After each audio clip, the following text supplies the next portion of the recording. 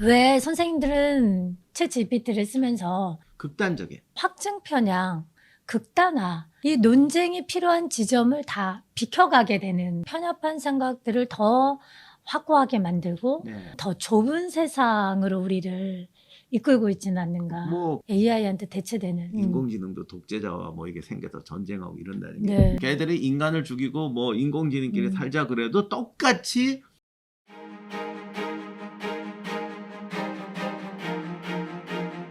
그 명사천에서 오늘 또 이제 박형빈 교수님 모셨습니다. 안녕하세요. 안녕하세요. 네. 네, 교수님은 여기 한 달에 한 번씩 오시는데 올 때마다 책 한 권씩 들고 오시는데 나는 올 때마다 간신히 책 원고를 넘기고 있는데 아니 원고를 넘기는 게 아니라 그 책의 과정 있잖아요. 네. 뭐 초고 끝냈다, 넘겨서 편집 중이다.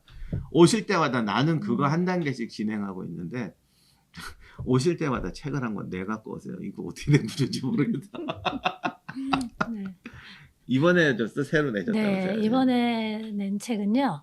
질문으로 답을 찾는 인공지능 윤리 수업이라는 책입니다. AI 시대에 우리가 꼭 생각해봐야 될 내용들을 학교에서 혹은 이제 부모님들이 함께 아이들하고 같이 직접 해볼 수 있게 생각할 수 있는 에피소드들을 좀 담았습니다. 네. 이것과 또 관련해서 또 하나 MIT에서 또 연구자들이 세 그룹으로 나누어서 이제 실험을 했습니다. 한 그룹은 이제 글쓰기를 이제 미국에서도 SAT 이제 쓰는데요.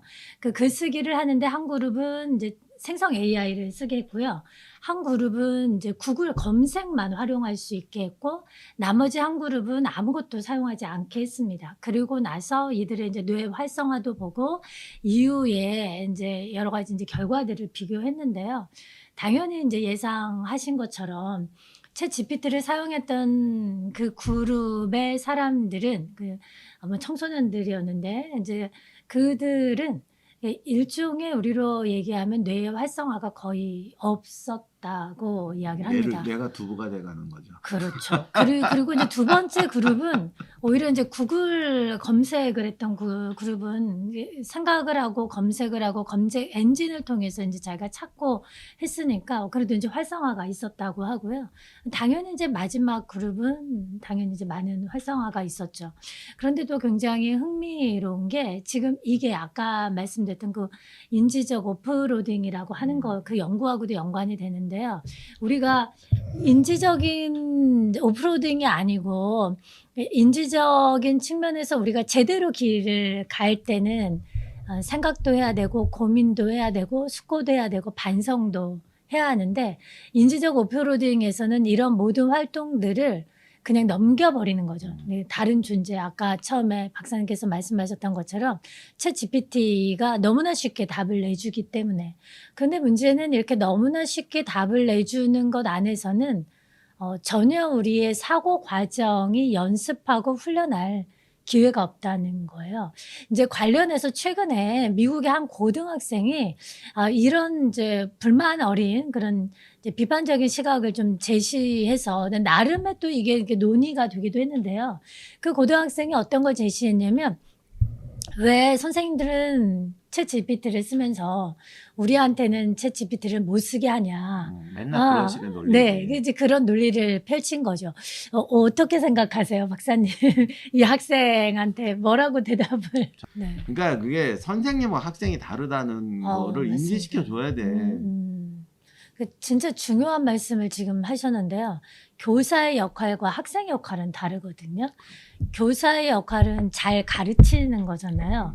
물론 이제 교사의 역할 중에 이제 본인이 배우고 본인이 연구해야 되는 측면도 있긴 하지만 우선은 학생들을 잘 가르치기 위해서 효율적으로 가르치는 도구로 챗 GPT를 충분히 사용할 수 있죠. 뭐 그것에 큰 문제가 저는 없다고 생각이 듭니다. 그런데 또 이제 또 하나는 학생의 본분은 배워야 되잖아요. 예를 들면 아까 제가 그 글쓰기 뭐 같은 MIT에서 실험 이 연구자들이 그 실험 연구 결과를 이렇게 이제 빨리 발표를 했었는데 거기에서처럼 학생들은 글을 쓸 수 있어야 되거든요. 그럼 이제 글을 쓸 수 있다는 것은 우리가 글을 쓰려면 글 많이 쓰시니까 박사님께서 책 많이 내시잖아요. 그럼 책을 그만큼 책을 매일 바꾸시는 분 이렇게 말씀하시면 안 되죠. 그 책을 그만큼 많이 쓰시려면은 박사님께서 어떻게 하셨으니까 이렇게 많이 쓰실 수 있으실 걸까요? 그게 아까 했던 답의 그 연속인데 네.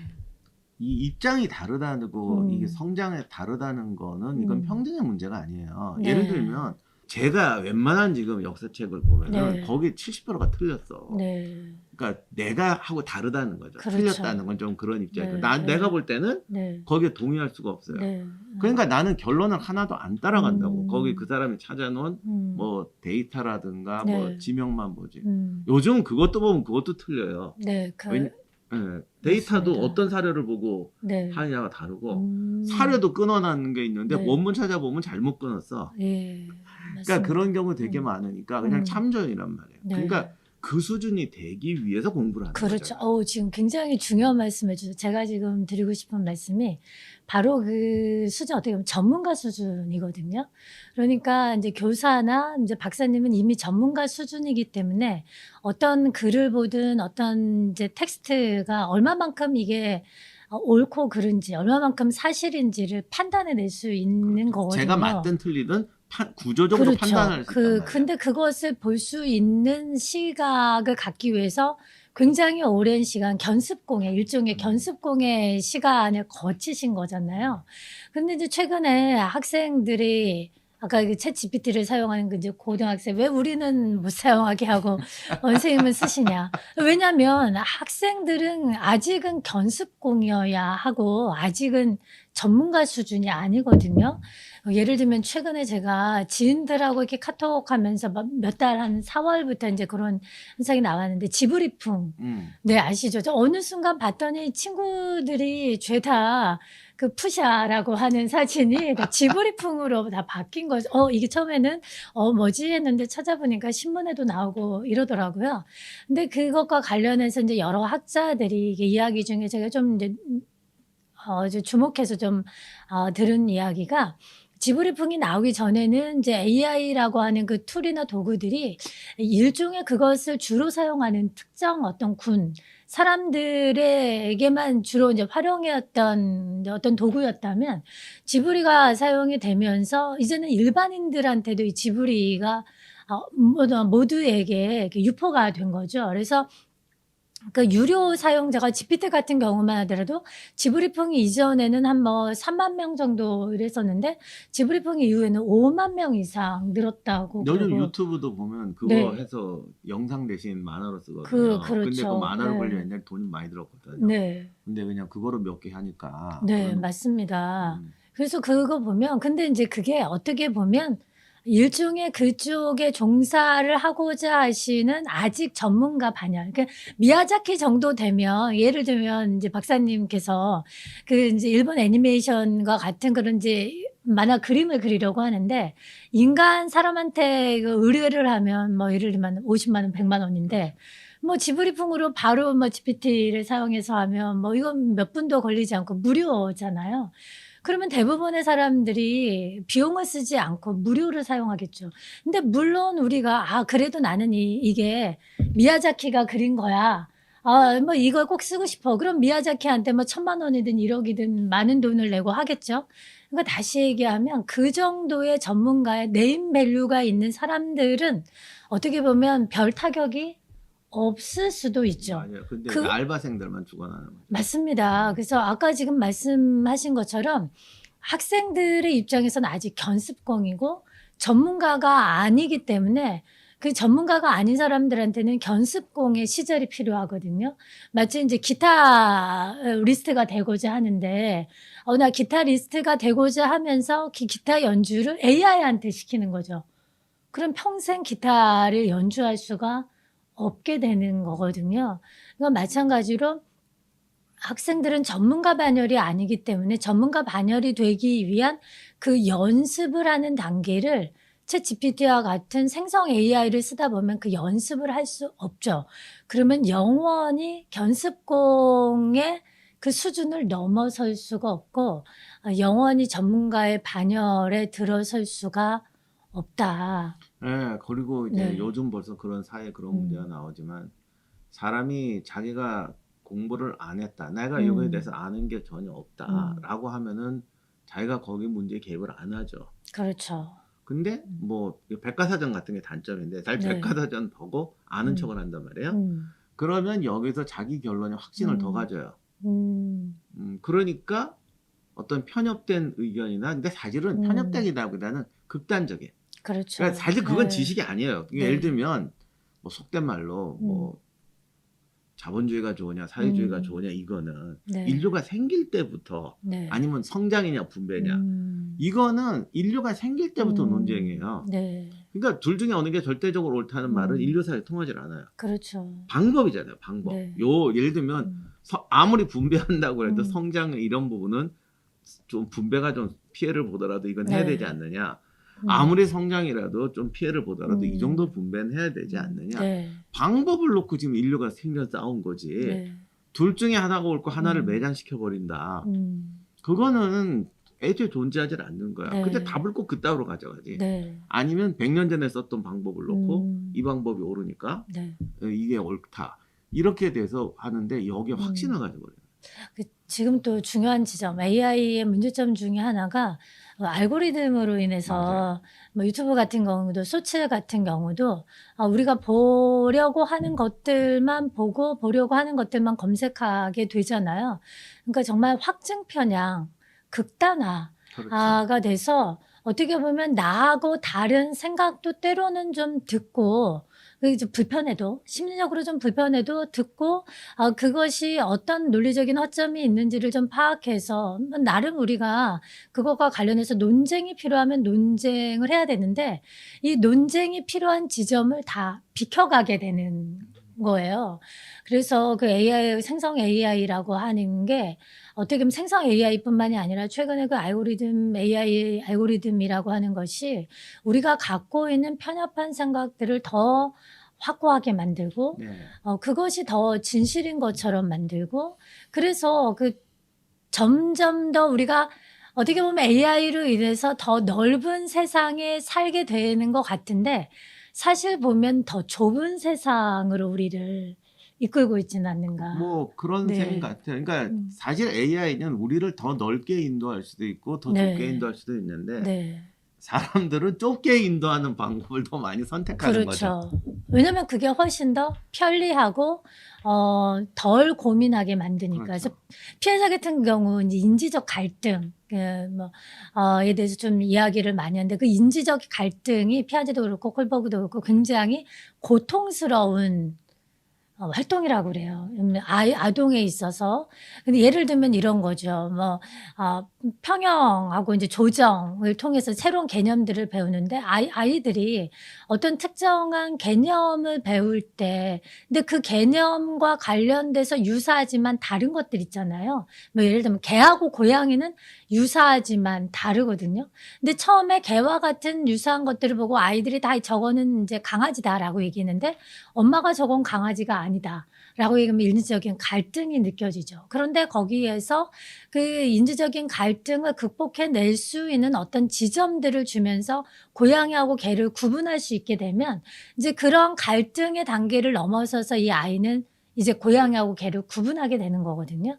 근데 중요한 건 갈등의 시점이 필요하고 어떻게 보면 그 느린 성장의 과정이 필요한데 아까 처음에 말씀드렸던 것처럼 고등학생들이 왜 나는 우리에게는 생성 AI를 못 쓰게 하냐. 뭐 대학생들도 마찬가지죠. 뭐 최근에 어떤 연구를 보니까 뭐 80~90%의 학생들이 과제에 생성 AI를 쓴다고 그래요. 그러면 이제 과제를 쓰는데 물론 결과를 낼 때는 굉장히 편한데 그 과정을 통해서 얻어야 하는 것들은 아까 제가 말씀드렸던 인지적 오프로딩으로 가는 거거든요. 마땅히 가야 할 길을 가지 못하고 내가 가야 할 것들을 또 다른 거에 다 넘겨져 버리면 내가 얻어야 할 것들을 얻지를 못해서 영원히 전문가가 되지 못하는 영원히 미야자키만큼의 네임밸류를 얻을 수 없는 거죠. 그러면 영원히 그 네임밸류를 얻을 수 있는 단계로 가지 못하면 AI한테 대체되는. 그래서 최근에 많은 이제 기업들이 중간 간부 이하 혹은 중간 간부 수를 이제 줄이기 시작했다고 그래요. 그리고 최근에 이제 힌튼 교수가 이제 팟캐스트에 나와서 이야기들을 했는데요.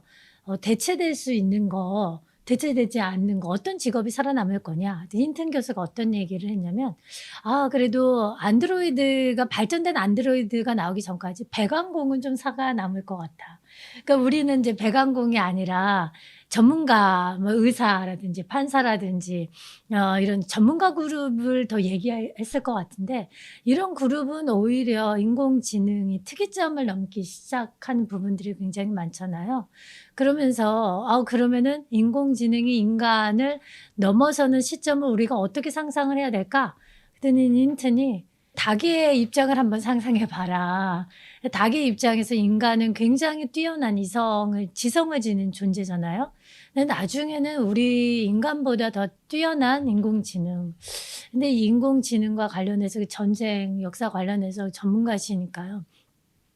과거의 전쟁의 그런 이제 방법들과 최근의 전쟁의 방법들이 AI로 인해서 굉장히 많이 양상이 달라지고 있는데요.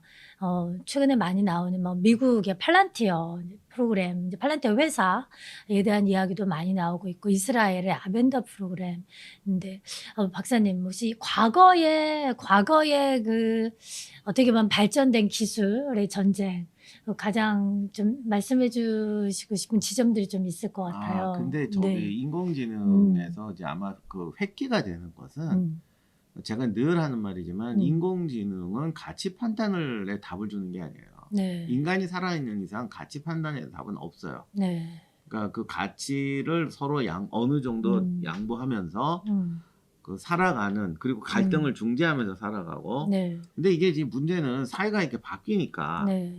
그게 딱 정답이 얼마나 오래 가지는 않는다는 거죠. 그렇죠. 그리고 어떤 답도 모두를 만족시키지 음. 못하기 때문에 네. 타협선을 가지는데 네. 이 타협선이 사회 변화에 따라 계속 변해요. 네. 그러니까 인간은 이 갈등을 곱게는 한 번도 해결한 적이 없죠. 그러니까 적당히 분위기 좋을 때, 어떻게 잘 될 때는 네. 친하게 지내다가 그렇죠. 뭐 할 때는 싸우다가 안 되면 전쟁하는 거예요. 이 과정은 인류사에 끊임없이 반복되고 있어요. 네. 그러니까 많은 분들이 인공지능이 가치 판단을 해줄 거라고 하는데 걔도 가치 판단을 할 수가 없어요. 네, 맞습니다. 그 사람이래. 네. 인공지능의 가치가 사람하고 맞질 않아. 근데 네. 아까 말씀드린 것처럼 인공지능이 점점 발달해서 자기 결론을 강요하는 것이 아니라 네. 자기 결론을 가지고 사람들을 중재하고 설득하고 네. 이런 데까지 갈지는 모르죠. 근데 그렇게 되면 네. 또 그놈 중에 선동꾼이 나올 거예요. 인간하고 네, 똑같아지만 맞습니다. 이거는 지시의 네. 문제가 아닙니다. 절대 네. 가치의 문제거든요. 그래서 인공지능도 가치 판단을 하게 돼. 그래서 이게 옛날 만화에 나오듯이 인공지능도 독재자와 뭐 이게 생겨서 전쟁하고 이런다는 게 네. 진짜 가능할 수도 있는데 네. 우리가 똑똑한 인공지능은 사람보다 연산이 빠르고 네. 많은 데이터를 수집할 수 있고 네. 언어의 장벽을 뛰어넘을 수 있고 그렇죠. 이런 인공지능은 얻을 수가 있지만 네. 가치에서 선과 악의 갈등은 인간하고 똑같이 갈라질 거라고. 네, 맞습니다. 지금 굉장히 우리가 좀 고민해봐야 될 이제 이야기인 것 같은데요.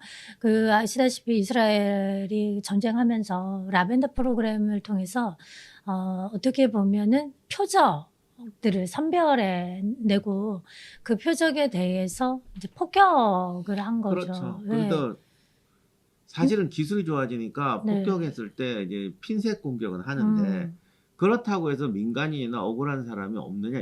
안 생길 수가 없어요. 그렇죠. 근데 최근에는 그건 인공지능이 판단했으니까 사심 없이 했으니까 네. 이건 어쩔 수 없는 희생이다. 네. 인간이 했으면 이건 잔악하다 이렇게 말하는데 차이가 없어요. 네. 걔가 계산을 빨리 할 뿐이에요.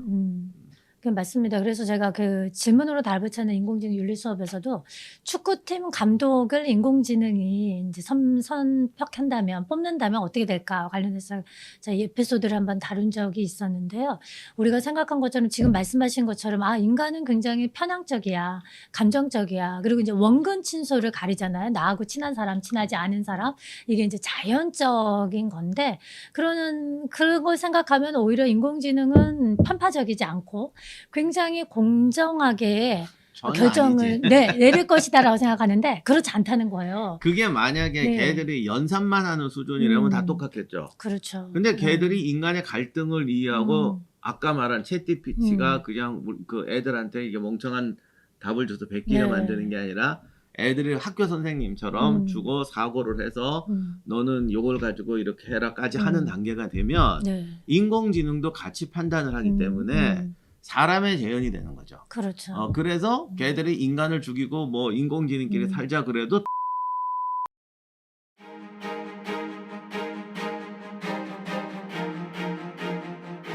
탁현에서 조조능까지 도는 4박 5일 도원결의편, 그리고 사천성하고 한중지역 총나라 유적을 도는 6박 7일 사천성편입니다. 자세한 코스와 일정은 더보기란과 댓글에 제가 링크를 걸어 드릴 테니까 그것을 참조하시기 바랍니다.